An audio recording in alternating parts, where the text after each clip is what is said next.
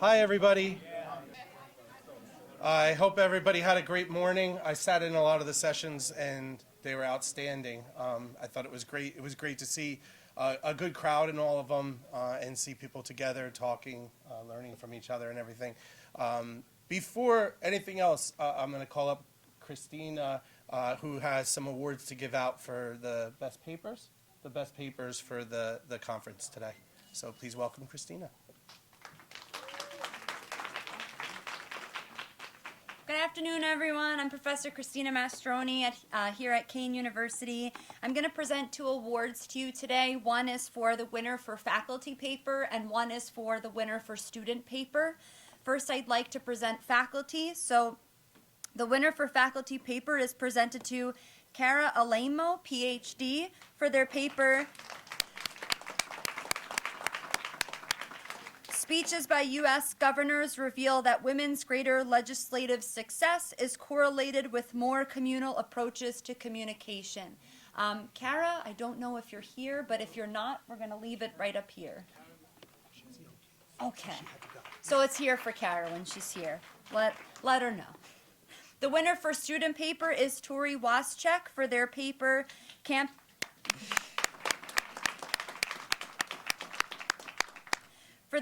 Campaign Proposal Improving Student Athletes' Mental Health at Ramapo College. So congratulations once again to both winners.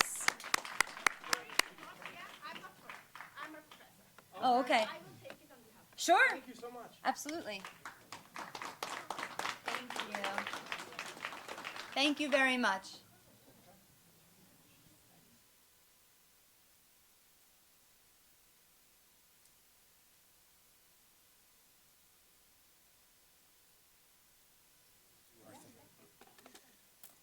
Okay.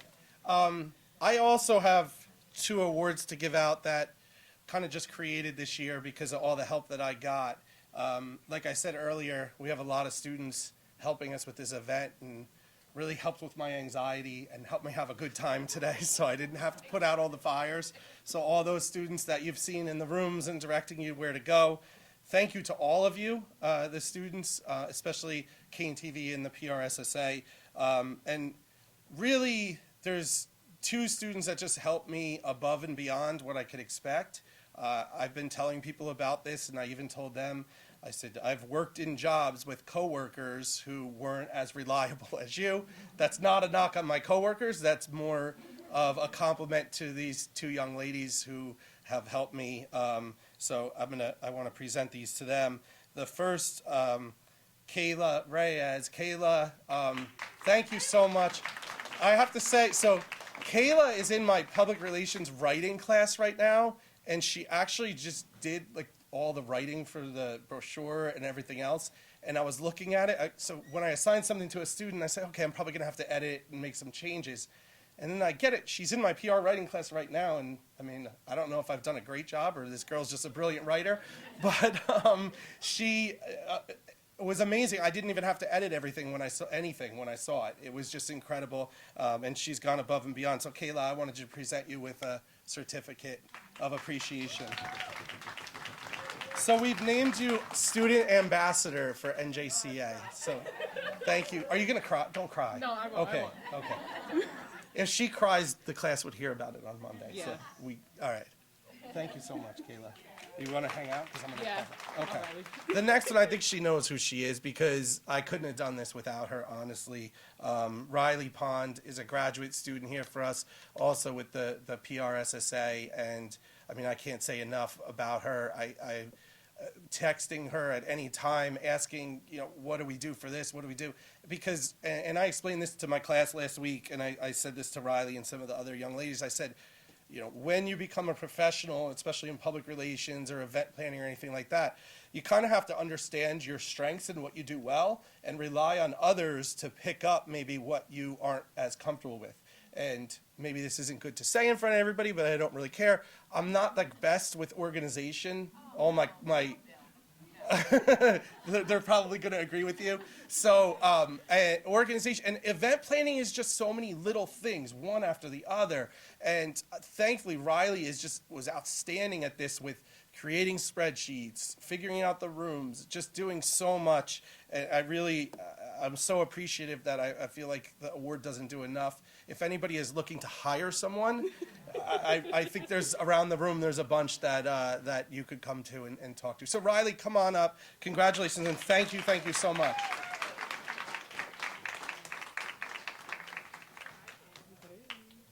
Here you go. Thank you so much. Thank you. All right. Can I have a round of applause for all the award winners, please? Thank you.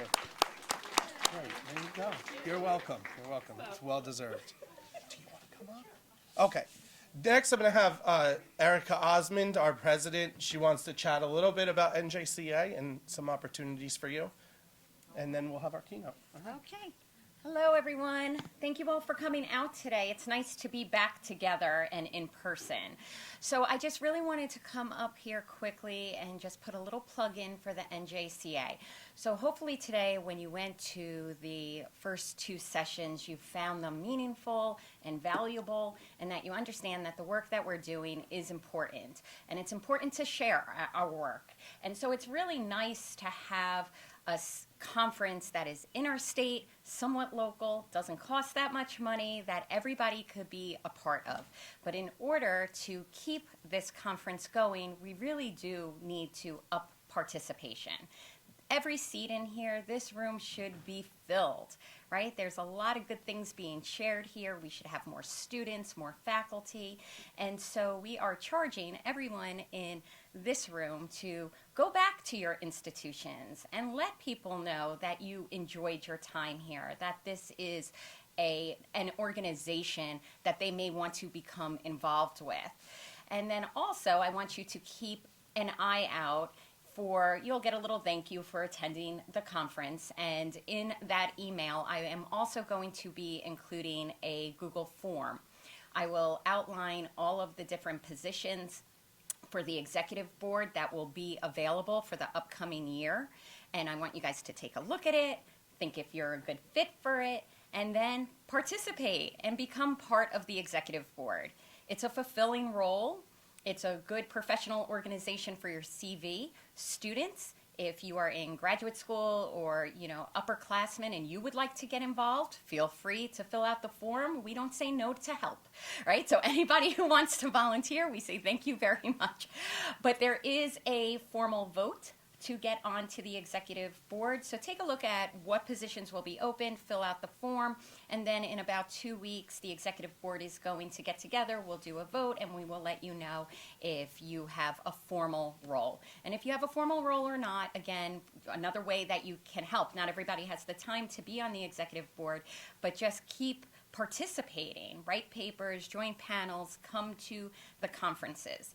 For those of you who are thinking about being on the executive board, it is time consuming, like the month of the conference, right? Because we're pulling it all together. But during the year, maybe you have 3 meetings and they're typically online in your house, half hour to 45 minutes, just to get things organized for the conference. All right, so thank you all for joining us again, and keep an eye out for that email. All right, thanks. Bye. Okay, thank you, Erica. I wanted to just say thank you to a couple of people before I call up and continue with the keynote. But just wanted to thank all the NJCA board members that are here. I don't think I could call out everybody, but of course Erica, who walked me through the whole process and helped me along the way with everything. Another person who kept me from losing my mind during this whole thing. Chris Caldiero, our treasurer, who helped a lot with getting the food ordered and taking care of all the money and everything like that. Obviously want to thank Kean University for allowing us to be here today and use these awesome facilities. I want to thank my colleagues at Kean in the communication department for being here and being supportive of me and communication discipline. So thank you to all of you. I appreciate you, I hope so. I definitely do. This was Professor Suzanne Schwab for allowing the PRSSA to work on this and making this a priority for them. Thank you so much. Again, Professor Gilly and Kean TV, thank you all. The videos will be up today, and Gina's been running around working hard, so thank you to all of you. I'd like to thank the provost, Dr. David Birdsell. He had to go to another event, but I was so happy to have him here today.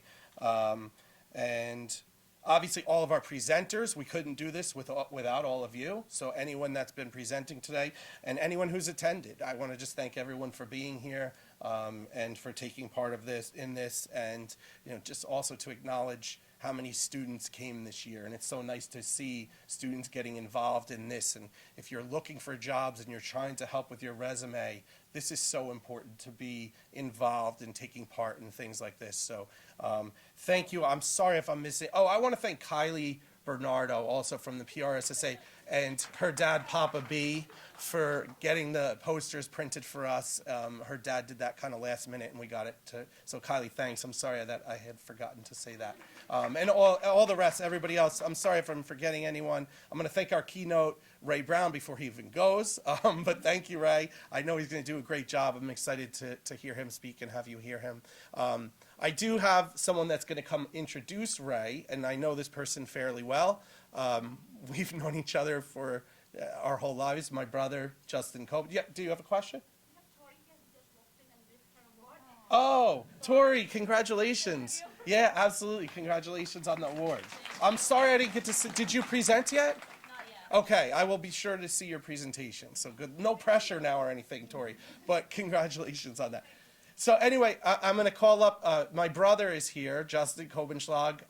He's an attorney, and when I was looking for someone to speak today, I asked Justin because he knows a lot of people, and he connected me with Ray Brown, again, who I'm very excited about. So I figured out Justin has known Ray for a long time, so I thought I'd let Justin do the introduction. So please welcome my brother, Justin.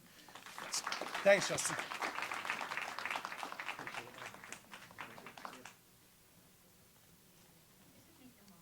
I know my mom will be proud.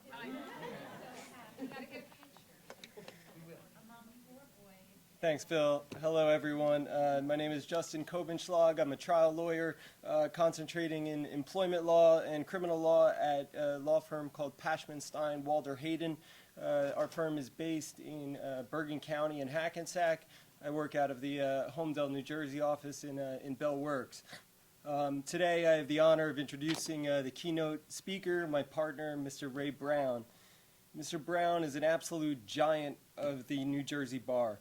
He's been a trial lawyer since 1974. He's tried countless murder trials and other high publicity, high stakes trials.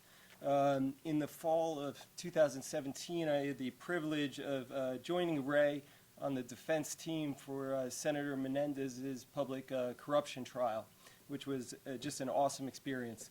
And during that time, Ray and I spent countless late nights and hours together, and I got to know him well as a person as well as an attorney. Ray's experience goes far beyond New Jersey's borders. He's served as counsel at the International Criminal Court in The Hague, where he represented victims of the Darfur situation. For 20 years, he hosted the Emmy award-winning TV show Due Process. So you can probably find some of that on YouTube if you'd like to hear him speak some more. Ray teaches criminal law, criminal procedure, and has spoken in over 30 states and countless foreign jurisdictions. I'd read all of Ray's accomplishments today, but his resume is nearly 20 pages, so we'd have to order dinner, and I don't want to stress my brother out any more than he is. I already heard a lot about the lunch orders. But more important than Ray's tremendous list of accomplishments is how he accomplished those things. The practice of law is high stakes, it's fast paced, and it's results oriented, and it's just pressure packed. Ray somehow has this uncanny ability to navigate that environment with grace, humility, and compassion, and you don't see that very often from a trial lawyer. Ray's also, since we were talking about communication, and I'll let you see for yourself in a few moments, but I would say perhaps, but I know that he is the most articulate person that I've ever met. His vocabulary is exorbitant and often leaves me feeling self-conscious about my speaking ability and writing ability. But he's taught me a lot about the practice of law, and one thing he taught me that I'll never forget him saying to me over and over again is that the practice of law, it's not about the case law or the cross-examination or even the issue of the day, but it's about people. And Ray really believes that. We'll be preparing for a difficult examination of an expert witness at trial, and me and some of my other colleagues will be scrambling to find the exhibits and the documents to make sure we have everything in order. And Ray's off talking to the court clerk or the courtroom deputy about their grandchildren and their family life. And he taught me that the practice of law, it's about the people. And since we're here to talk about communication, he really believes in getting to the heart of who the person is, the client, the adversary, the judge. And only through awareness of who the person is at heart can you really understand what that person is trying to communicate to you and communicate effectively back to them. And that's a real gift that Ray's given to me.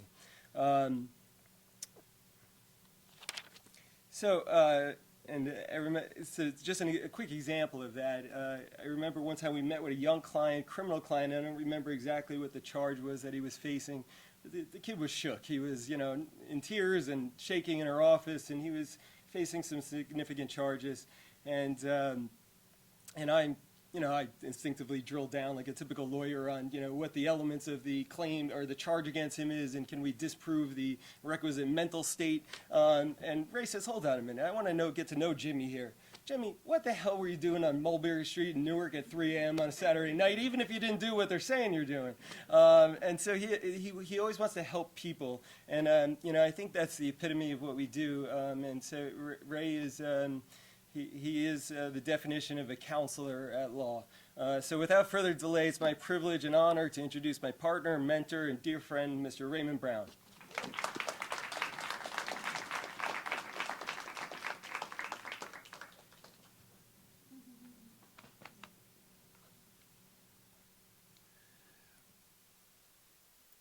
I'm prepared to go home. After a warm and loving introduction like that, how could I possibly do anything that would interest you? And certainly I couldn't meet the expectations that Justin and Bill have set for you. This is a wonderful opportunity to be here. I'm reminded of John Bunyan's phrase in Pilgrim's Progress. The prophets use much by metaphor to set forth truth. I'm not suggesting that I have prophetic status, but anything that lets us rely for thousands of years on words from folks in different times and places means we have to learn something about communication. So it's very interesting that I'm here today. It's hard to figure out why. I am aware that it is April 1st, but that didn't dawn on me initially. Because I had a long conversation with Bill and Justin, and they were talking about COVID and its impacts on communications. And so I hung up the phone, and I said, so let me get this right. I'm supposed to talk to a bunch of scholars and come up with a holistic theory of the impact of COVID on the communications process in America or the world or New Jersey. And this should be a theory that will withstand scrutiny and have intellectual integrity. I said, wait a minute. But fortunately, my wife, Wanda, who is with me today and who is a fine lawyer and a great communicator, heads a family committee which each year has surgery to remove my ego. So once the ego was removed, I said, that can't be what they expect me to do, and I'm certainly not going to try. I am mindful of, my father was a tremendous human being. He was the finest lawyer I ever knew and the finest human being, also the toughest, also a person who emphasized funny things. He was a guy who was like, if you were in a fight, whether it's a physical fight or an intellectual fight, you wanted him with you, but he emphasized grace. So he had contradictions that come from any interesting human being. And I think that his capacity to absorb ideas from a wide variety of disciplines was interesting, and he admired very much John Dewey. His version of John Dewey's notion of what education is you on one end of the log and some old-timer shaking her fist at the heavens and you interpreting and interacting. His concept was that the education takes place much outside of the four walls of the classroom, but in the space created by a university or the academic environment to exchange ideas that ordinary people might not have time to wrestle with because they're busy trying to put food on the table or may even regard with suspicion academic endeavors. Indeed, the attack on the humanities that's taking place now suggests that talking about ancient times and trying to learn is a waste. So I had a mental image, and now understand that I'm an old guy. My mental image when Bill said a bunch of scholars who think about communications was a bunch of old guys with long white beards. First of all, There's no old guy with a long white beard, and they're mostly women here, which is exciting, and which suggests that the metaphor I had in my mind doesn't exactly fit the circumstance. And looking especially on the people who I think are students here, you just seem so young to me. So young and so optimistic and full of hope. Fit people for me to talk to with my fist angrily in the hair. But I want to talk to you about something that happens, and maybe you've had this experience, maybe you haven't, but certainly when I talk to lawyers, it's a common experience. And the experience involves a dream. Now, this isn't Dr. King's dream. We'll touch on that a little later. But this is a dream that you're about to have some big professional event, something you have to do. Maybe it's a lecture, maybe it's a paper you have to present. For lawyers, it's an appearance in court. But you are still an undergraduate, and you have the exam tomorrow, and you haven't studied, or you can't find the room where the course is going to meet, or you haven't found your textbook, or you haven't studied. And then you wake up and say, wait a minute, I've already graduated. I'm not that person at all. And where does that dream come from? One of the places it comes from is a concept of role-differentiated behavior. Now, that's a very academic word, so forgive me for using academic words, because I'm not really one of you, even though I'm envious of you. But role-differentiated behavior is part of life. So I'm a lawyer. Justin is a very fine lawyer. And my relationship with him, by the way, the themes in my life that matter and you'll hear about are race, justice, and family. And Wanda and I have had dinner with Justin's mom. We never met Bill before, but I know his life history and how he tormented Justin growing up. So Justin is a person very much enmeshed in family. But if I'm walking down the street and someone comes up to me and says, I just murdered John, here's $10, will you represent me? I have a specific set of duties that are different from yours. If he hands you $10, you got to hand it back. Say, I can't help you. In fact, Lord help John. So there are roles we have. There was a famous player, and this is where I thought I'd be talking to the old guy. Oh, there's this gentleman in the back with a white beard. I'd be talking to the guys with the white beards. There used to be a tennis player, a Spanish player named Manuel Santana. And he was famous because if he got the benefit of a bad call, he refused to take the call. He would say, no, that point should go against me, not against my adversary. Except when he played in Davis Cup play, where the very same logistics, the very same court. He would refuse to do that because he was a member of a team. His role was different. And so what happens is that there is now a great tension among law firms. Justin and I are at a firm that's rare among law firms. It's really led effectively. The young guy, Mike Stein, who runs it, I think Justin will agree, and we've traveled the world looking for a place to have as our frontal home. And he's wrestling with how to lure people back into the building. Because after you've had 2 years of getting up in your pajama pants or your yoga pants and maybe putting on a shirt, you suddenly feel it's kind of oppressive to have to drive, get up earlier, drive somewhere, dress more formally, and act differently. And yet that intangible value, especially of having older lawyers with younger lawyers, experienced lawyers with less experienced ones, I suspect that phenomena is occurring here too. I've overheard at the table while I was eating that delicious tuna fish sandwich, Bill, that someone had said she hadn't seen her professor physically in a couple of years. So, and indeed, I'm going to talk a little bit later about Jeffrey Canada, this wonderful man who does astounding work in Harlem, has talked about the achievement gap that's growing because, well, let me tell you about my favorite person and how it affects him. Wanda and I have a grandson named Philip, and Philip is a delight. We don't see him enough because he lives in Georgia. One day he and I were at the beach, and he was feeding potato chips to the seagulls. And I said, you know, Philip, potato chips are not really the natural diet of seagulls. They eat fish. And he said, no, Grandpa, they eat potato chips. So he argues with me for 5 minutes. And finally I said, I've been on this planet for 7 decades. You're here a minute. How can you argue with me? He says, I'm sorry, Grandpa, that's how I roll. So now his mother, who is my daughter, had him homeschooling. And after about 6 months, COVID or not, his butt was going back to school. Because it was hard to be productive, it was hard to keep him away from his toys, it was hard to keep him engaged. And with that kind of a mind, it certainly is a great challenge. So I think that the concept of atomization and of estrangement that has accompanied the media in the last couple of years during COVID has had many effects. I was talking to Wanda this morning, who is my chief critic, and she said I was sounding like a Luddite. I am not opposed to the modern world. I use Zoom. I'm considered, I think, by the paralegals and secretaries of the firm fairly educable when it comes to computers and video. But in fact, there is a profound effect that really is important. So one of the things that lawyers do is cross-examine people. Now, think about this in terms of your own relationship with siblings, with your partners. You want to take a person who wants to say X, and you want to convince them to say Y in the presence of 12 people who are watching you to see how you do it, and not going to permit you to bludgeon them or trick them or do anything. It's the ultimate challenge in the art of trying a case. And how do you do that in person as opposed to how do you do that on video? So here's an example that's kind of interesting. I tried a case, I had a client, I don't think he's here, named Goodfoot. And Goodfoot liked the nightlife, the clubs in Newark and East Orange. And he had a huge globe on the front of his car. Why, I do not know. So Goodfoot gets into a fight, an argument, and leaves the bar and comes back, and someone driving a car with a globe on the front fires some shots into the club. Now, fortunately, nobody was hurt.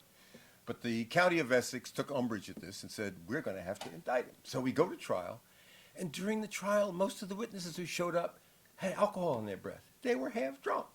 Now, I wouldn't have known that on video, and it enabled me to look like Clarence Darrow and to acquit Goodfoot. But the question of exposure, Justin talked about the senator's trial. There was a co-defendant who was a guy who had, excuse the expression, mistresses. And that was one of the issues in the trial. What had he been doing, and had he been trying to lure the senator from the path, the narrow path? And one of them came in as a witness, and she was wearing Louboutins, red-bottom shoes. Raise your hand if you know what they are. Because if you're not a fashionista, you might not know. But these shoes run like $800 to $1,000 a pair, and they have a red bottom, trademarked. And although ordinarily you can't talk to jurors after a trial in New Jersey, there were special circumstances, and Justin and I interviewed the jurors. They said they spent 3 hours on the red bottom shoes. Now, you can imagine what they were talking about, but the point is we wouldn't have noticed they were red bottom shoes had we been doing this by video. Now, you may think that I am just trying to be clever and talk about that, but there is something, and this is the closest I'm going to come to sounding like school. There's this document called the Constitution, and it has something called the Confrontation Clause. And it says you have a right to confront your accuser. And it's meant quite literally. Con, meaning with, and fron, meaning Latin for the forehead.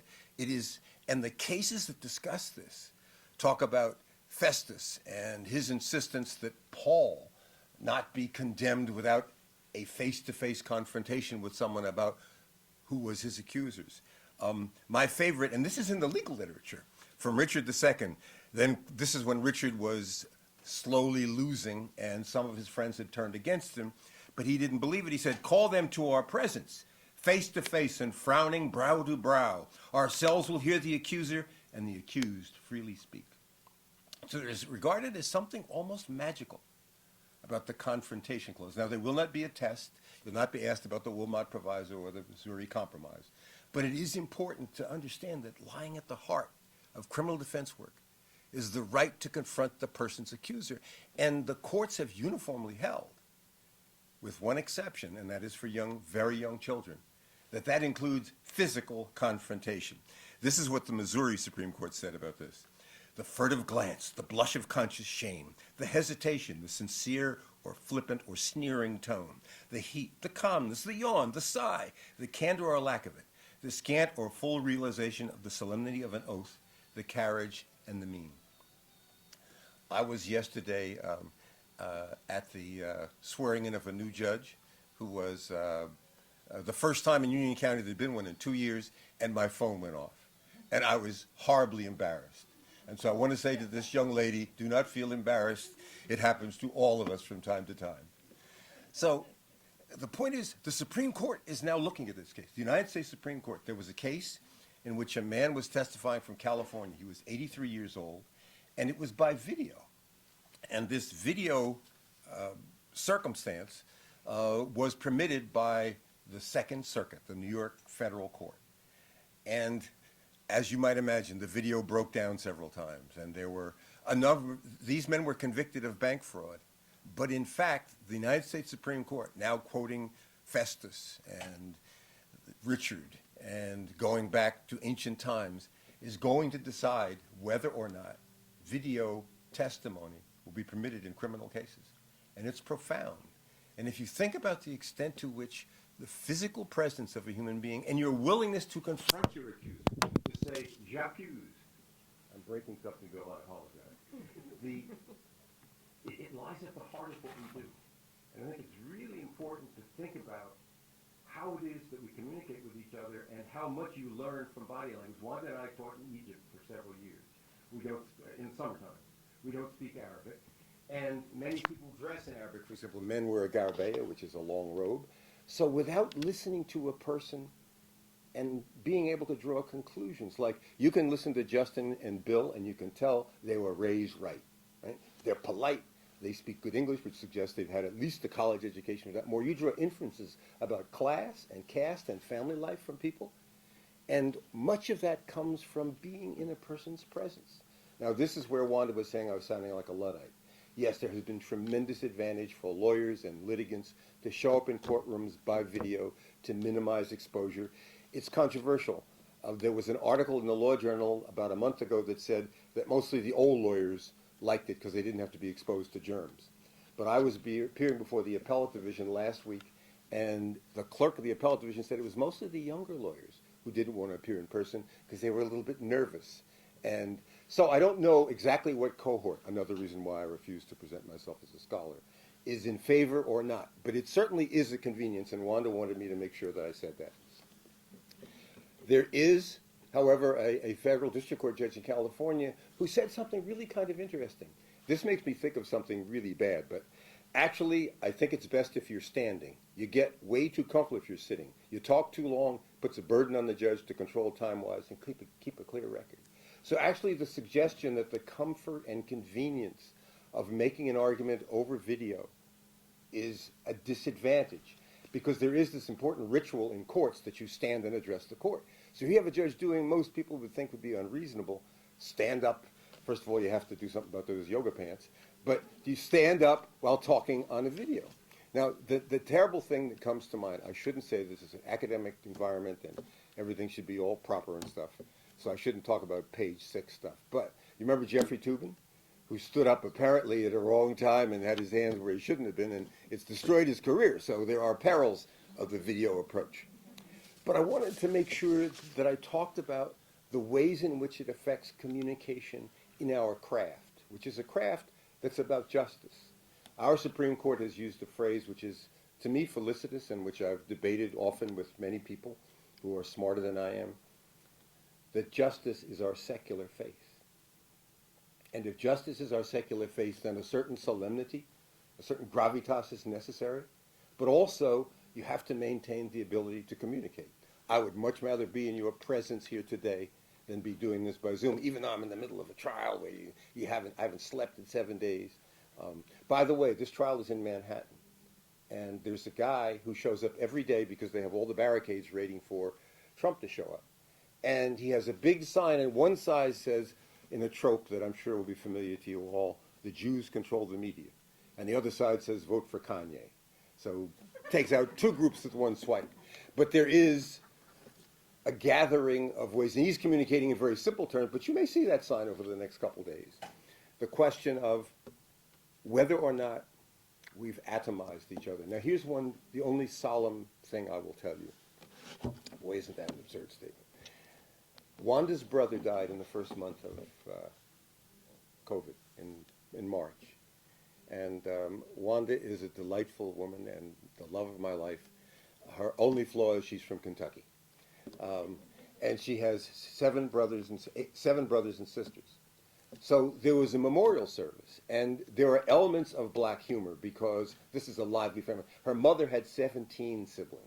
So you can imagine how large this family is and what it's like when they gather.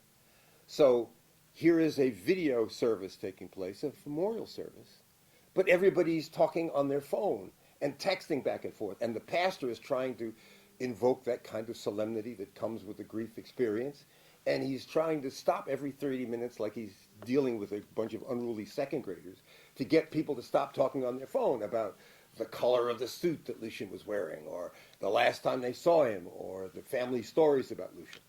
And so it was kind of disruptive.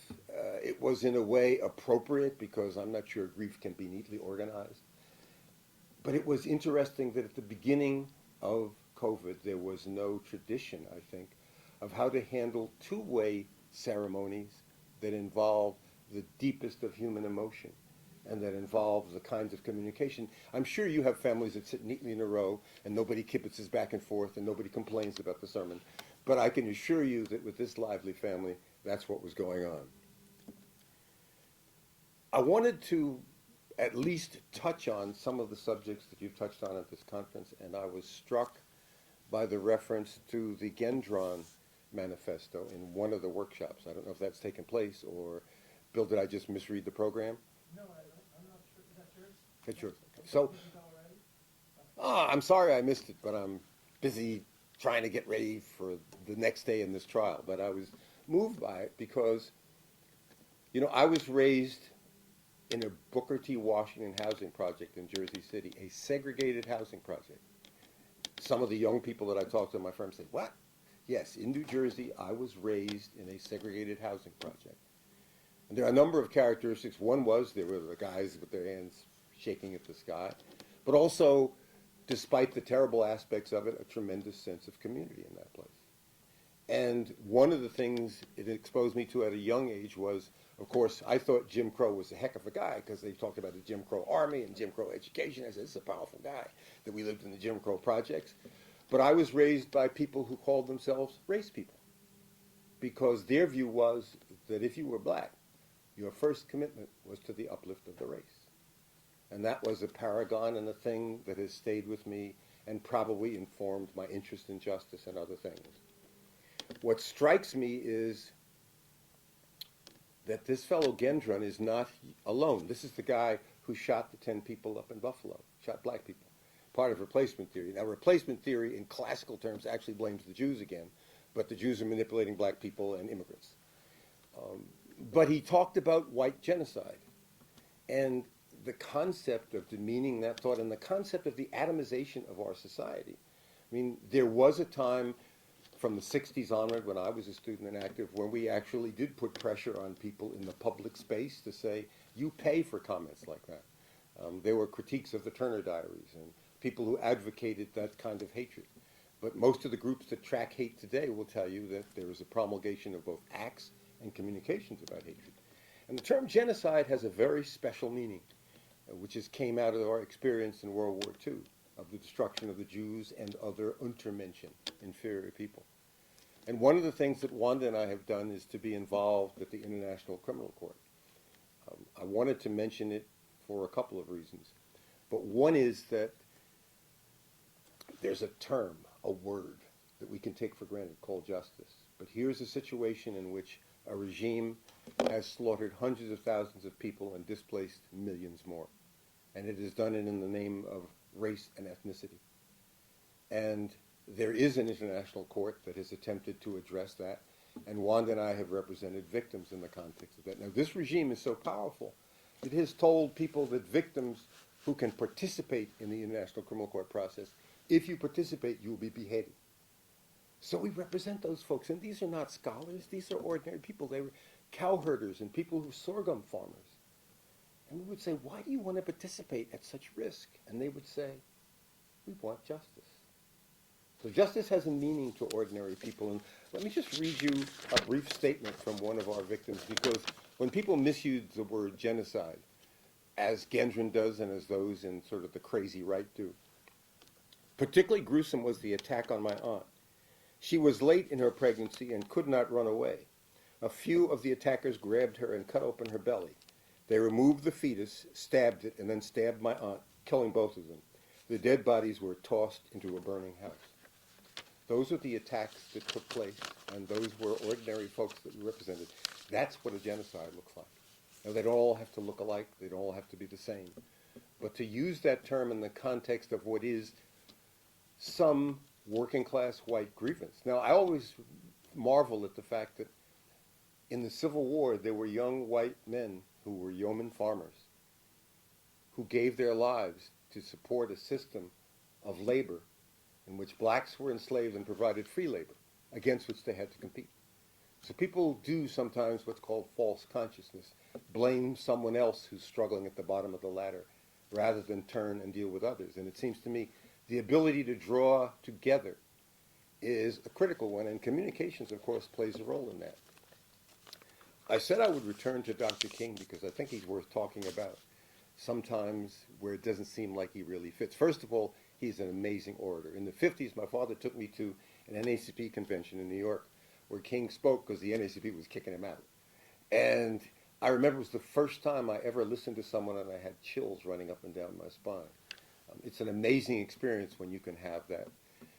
But I think it's interesting that we tend to focus on King's speech in 1963 at the March on Washington, which I was old enough to attend. And it was a wonderful speech. The dream metaphor was spontaneous. Marian Anderson, who was seated behind King, says to him, "Tell him about the dream, Martin, tell him about the dream." And this is a trope, something that he had used in the past. And he did to obviously good effect, but it tends to water him down into kind of a Casper Milquetoast character. And he was not without flaw. He was, for example, early in his leadership, deeply homophobic. He helped to throw Bayard Rustin out of SCLC. But when the March on Washington was organized, A. Philip Randolph, who was head of the sleeping car porters, the largest black union in the country, relied on Bayard Rustin as the principal organizer, and King was reconciled. And he talked about the redemptive power of unmerited suffering, changed his view. It makes me think about people who would use this horrible shooting in Tennessee to turn and say invent a trans day of grievance and have the capacity, as I suppose they should, to invent yet another excuse for hatred of those at the margins of society. But I think that there's a notion that King advanced that is kind of interesting. And it wasn't something he invented, but it was called the beloved community. And the concept was not a religious concept, even though it has its roots in biblical eschatology. It is a concept that we would draw together against war, against oppression, against hunger, against racism, and form communities. Now, there have always been utopian movements in the United States. But the notion of a beloved community lies at the opposite ends of the spectrum from that guy with that sign. And it lies at the opposite end of the spectrum from the tremendous amount of hatred that is spewing forth, even to the point of people wishing to destroy the Capitol and undermine the concept of democracy. It's interesting, one of the issues our state Supreme Court is wrestling with is whether, when you present a video, you can have a police officer who wasn't involved in the case narrate the video. And of course, those of us who are defense lawyers say, what, they get another chance to have somebody talk from their point of view? But it's something that the Supreme Court has wrestled with. I've argued on this issue twice before the Supreme Court. The only time I got a really good response was when I pointed out that we have a very video-savvy culture. So, for example, those of you who follow sports know that who follows sports at all on TV? So you know that when a referee goes to the video, he can't overturn the decision that was made because he disagrees. There's a burden, right? He has to find indisputable evidence. So you've actually all been corrupted into thinking like lawyers just from watching sports. But the concept is that we have a very sophisticated environment in which people don't need to have narrations, but we're fighting over that, and that's the only party line thing I'll try to sneak in on you. Everything else I say is you can regard it as impartial. So King, the other speech on which people focused from King is his final speech at Mason Temple, and the night before he's assassinated. But what people focus on is his mosaic prediction that I cannot get there with you, that somehow, I'm not going to the mountaintop. Mosaic in the sense of going back to Moses, and a prediction. But he'd made that before. What's important about the speech was he was responding to a question, which is, why are you down here campaigning for sanitation workers? What does that have to do with the stance you've taken on civil rights? Well, it was part of his, and if you haven't read it, there's a wonderful book called Caste, written by the woman who wrote about Wanda, Isabel Wilkerson. Wonderful book, because it forces you to sort of begin to rethink your views about how we organize each other. And he was there because caste and race were coming together. People who clean up our shit were not being paid a living wage. And he talked about human rights and about how this idea was spreading from Johannesburg to Nigeria to Burma to elsewhere in the world, that every human being has a basic flaw on their rights. And what he used was the parable of the Good Samaritan. Now, forgive me, I'm not preaching to you. I would be a flawed vessel to be preaching to you.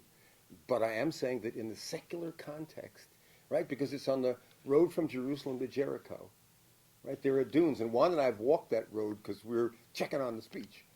And there are dunes. And the idea was that a Samaritan is in danger. And to venture into the dunes to rescue someone, put yourself at risk.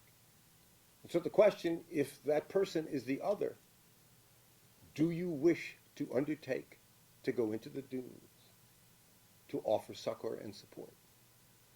Would you want them to do it for yourself? And that comes back to a sense of how we think of ourselves, because all the information that we take in, and this is where I suppose I am showing my age, because I lived at a time when if you were at a family function and somebody said, black on TV, everybody would run into the room because it meant Sam Cooke or Nat King Cole was making, it's not like now where you would have regular appearances of black folks and Asian folks and even trans and gay folks on TV as part of the community. But the question is, does our communication scheme, do our communications create a sense of community, or are they effectively being used to drive us apart? And will people like yourselves play a role? Thurgood Marshall, who argued Brown versus Board of Education, was asked how he got there. And he said, I took a bus. But the more important issue was a man named Charles Hamilton Houston, who was the father of the strategy that led to Brown. It was a 30-year strategy. And he used to say that a lawyer who's not a social engineer is a parasite. That's hard language. The question is any person who is allowed to gain an intellectual foothold in their life and in the life of those around them, and join wonderful organizations like this one that I've never heard of before a month ago, to work with colleagues, to think about skills, to think about communications. Is any of us free? Now, not to be committed, not to see ourselves as committed. Now, by the way, in the New Testament, the King James Version, how Jesus gets into the parable of the Good Samaritan is Jesus says, love thy neighbor. And a person that the King James Version identifies as a lawyer, I've always been marveled at that, says, well, how do you define neighbor? What's a neighbor? And the parable of the Good Samaritan is a response to that. So I told you I wanted to mention Geoffrey Kennedy. I've never met him. I don't know him personally. I follow his work. My sister was the provost at Rutgers Camden, who used to deliver admission slips to little children living in boxes in Camden, one of those communities that we've neglected too long and too far. And Canada says that we have at the moment a deficit, directly the result of COVID. See, Bill, I didn't ignore your direction to talk about the COVID. And he says it cuts across caste lines. This isn't just the gap of access to electronic media, but children, like even my grandson, are different in that environment without rubbing elbows with other kids. This is going to sound political, but I remember in the 2020 election, he said something derisive about Trump. And I said, what are you talking about? I mean, he's 7 years old. He said, well, he'd seen the pictures of the children in cages. So that image had caused him to have his first political commitment. And whether you agree with that or not, it was a basic concept of commitment and concern about others. And I think the question of how we live our lives and what we do in terms of the higher levels of commitment that we make. Do people have a notion that being a lawyer means the streets will be paved with gold and you'll have nothing but endless amounts of cash flowing out of your pockets. And I hope that's true for Justin, because he is a really fine human being. And I hope his parents don't think it's presumptuous, but Wanda and I think of him as our son. And we have to work on the spelling of his name. In fact, you know, Justin is a superbly conditioned human being. In fact, we were in court one day, and we were about to go back into chambers, and the judge deputy says, no, you can't come back. I said, no. I guess she wasn't used to a bodybuilder who was also a brilliant intellectual. So Justin was permitted to come in the back. But he is a fine person and a fine lawyer. And the reason in the middle of a trial I'm here was, he said, Bill really needs you. I'm not sure that Bill really needed me, because this is an important gathering. I don't know if you fully understand your importance, because I'm not sure that this is a McLuhan-esque moment, but it's certainly a moment when the increase in our reliance on a form of media that has what might be a good democratizing influence in terms of voices has also led to the promulgation of voices of hatred, of voices of intolerance. And Canada says that period of time has caused grade point averages, it has caused depression among children, it has caused isolation, and it has led to kids not getting out and doing enough physical exercise. Wanda and I had this effect because before we got involved in Darfur, we were lawyers involved at Sierra Leone on the defense side, where people were charged with crimes against humanity. And it was a traumatic experience. You know, we may seem grizzled because of all the things we see, but in that war, people had cut off the hands of other people, leaving only these sinews here. And so we wound up cross-examining people who had what they called cucumbers. It was so upsetting the judges asked that the prosecution cover the sleeves of those people. But Athens, I mean, Sierra Leone had been known as the Athens of West Africa. Now, that's a little troublesome for me, given my notion. I mean, it sort of isn't consistent with all my notions of colonialism, but it's what the local folks, the old-timers, used to say. And that the Civil War there, it was the Civil War that Leo Caprio did, right, in... did I miss, what is that? Yes, Blood Diamonds. Thank you so much. I need all the help I can get.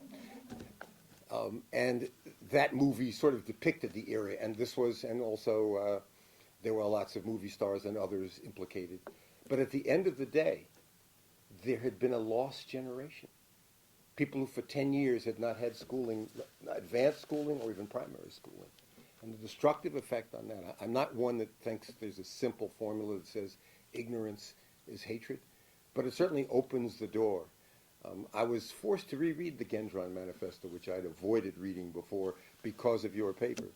I said, let me look at it again, because initially, in fact, they wouldn't release it. There was a long time when it wasn't being released. I don't know who was protecting whom, but I understand the animus. And it is the ravings of an ignorant person. But on the other hand, I'm not sure knowledge is the cure for that deep kind of hatred. It does seem to me, however, that this combination of communications, of justice, and of caring about others is something that ought to be part of every convocation of this sort, because the work you do is too valuable. And then I return, finally, I got to tell you, I'm 76 years old, and I have the illusion that I just got out of college. Now, I know you might think that's a sign of deep mental illness, but really I feel I was just there a couple days ago. In fact, I was part of what happened in the 60s. I was one of the leaders of the black students of Hamilton Hall. We can have another speech about that. And I remember coming back every 10 years to argue about what had happened. And I remember one day, this old right-wing professor who I didn't much like, he said, you know, one of the things we had been unhappy about was the absence of black history in the curriculum and that kind of stuff. And he said, you guys are idiots. A university is not a place where the curriculum is the most important thing. The most important thing is a gathering of people who are interested in the history of ideas and who are willing to engage in discourse about ideas, and where you can sharpen your tools of analysis as well as your human compassion and understanding of the other. And I never actually told him that I agreed with him, but I had to do that rarest of rare things, actually change my mind about someone and about something of great importance. And I think that it's important that we fight against those who would say the humanities don't matter because there isn't an obvious correlation between your income level, because the breadth of understanding of the existence and importance of other cultures is vital. And we are emerging into a time when hatred is at a higher level and where the skills of those who would promulgate hatred are at a very high level. And I think the danger to children and to us is manifest. And so I'm excited to see so many young faces. I'm excited to see women in such numbers. It's exciting whenever I go somewhere and the balance has shifted from when I was a young person, when there are more black folks present than before. The last thing I will tell you is I was asked to go to speak at St. Patrick's in Jersey City a couple of years ago. When I was growing up, black people didn't go to St. Patrick's. There was a deep dividing line on Sunday morning, which was often talked about. And so I go to St. Patrick's, and there are people from Africa, from the West Indies, from a wide variety of places. So, and in fact, I represented the Irish mayor of Jersey City about 10 years ago, and he had to leave a meeting with me because of Ramadan. I said, what's this, an Irish Catholic guy going to Ramadan? So there are a deeper mixture of peoples from around the world. But if you have spent time, as I have with Wanda in East Africa and Rwanda, if you have spent time dealing with the issues of what happened in the Balkans, if you have understood what's happening in Burma and elsewhere, you understand that that is either a formula for the incredible growth of humankind or for hatred and visceral dismemberment of people you've known for many years. And which way it goes depends not on people out there, but it depends on you and the tools that you're amassing, your understanding of media, your willingness to work with others. And I don't mean in some kind of Casper milquetoast, up with people kind of way, but I mean in an incisive way that means you stand up in the face of microaggression, you speak and you're willing to brave discomfort. Like I know some of you are probably uncomfortable at my conversation today, and I don't wish you discomfort, but I wish you to wrestle with the ideas I present, because they are offered to you in the name of hope and in the name of a serious effort to make this world a better place for my grandson, Phil, so he can continue to feed chips to those seagulls. Thank you, Bill, and thank you, Justin.